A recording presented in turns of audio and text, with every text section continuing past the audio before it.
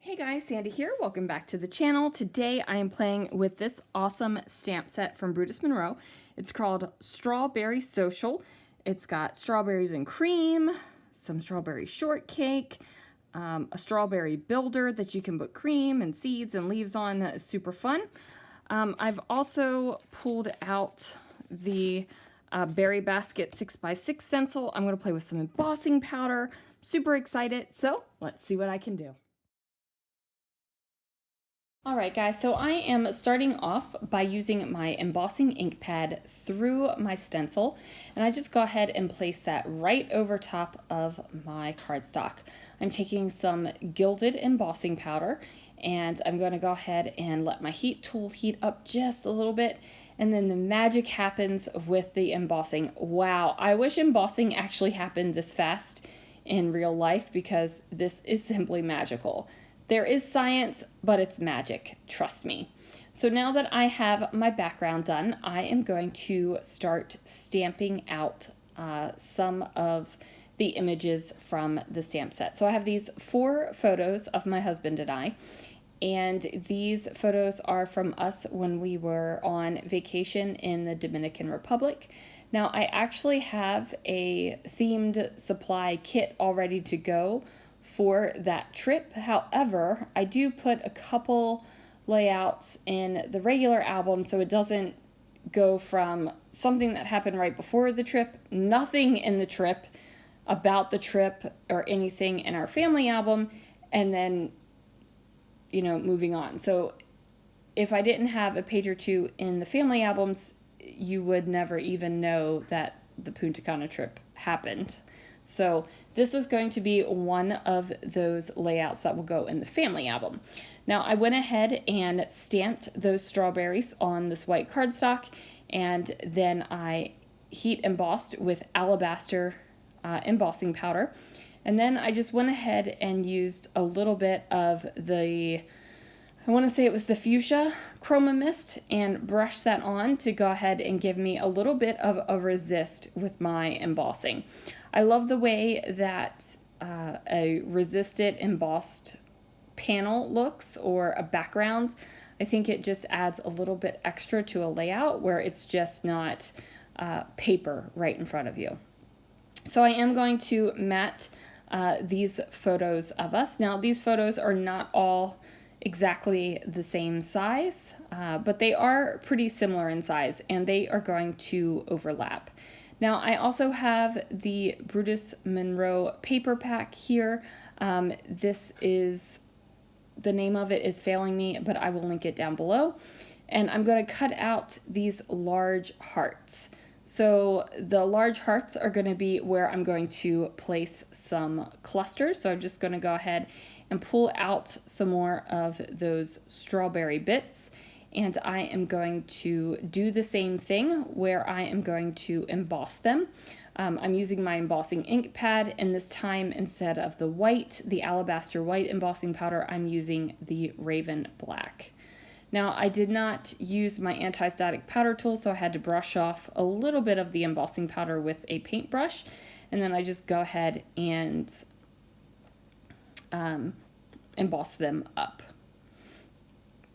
So now I am embossing the stems, and I'm using one of my variety of greens, and then I am actually using the Chroma mist and putting the green right on top of it, and that way the leaves are embossed, but even though they're embossed, they're still going to have the green, so it's kind of like a tone on tone green.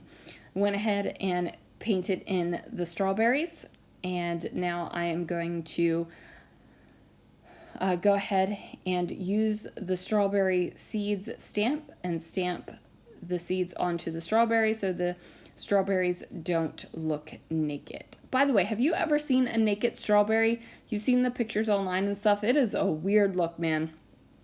Whoever sat there and picked out all of those tiny, tiny, tiny strawberry seeds has way too much time on their hands. So now I'm going to fussy cut these out. Now, of course, there are coordinating dies for this stamp set. However, I do not have them. I don't mind fussy cutting my images out, but it would go probably quicker if you had the dies where you could just like pop them through your die cut machine and get them out. So now I am figuring out where exactly I want my photos and how exactly I want to layer them. Like I said, they aren't all the exact same size. So now I've put the hearts down on either side of my wonky photo line, and what that's going to do is give me two different places to build some clusters.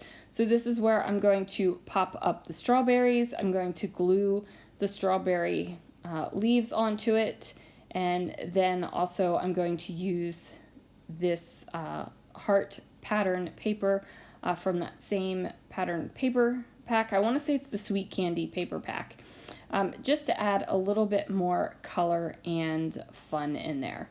Now I've decided that I need some more stamped images on here, that this one is just not going to be enough for me.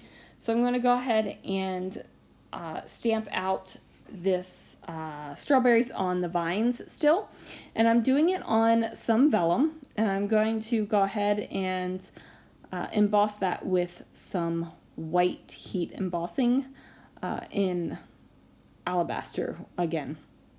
So I'm going to fussy cut these guys out as well.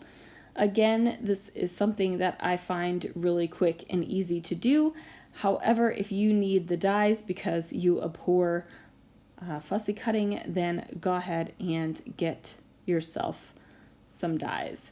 So I'm going to kind of tuck these under the strawberries and just really build up the clusters going on here, because I really want the photos to like take the spotlight, because the photos tell a story, and I want my embellishments to kind of accentuate the photos instead of sometimes, you know, the pretty parts of the page. I don't care if that's what you see first, but this time I want you to notice the photos.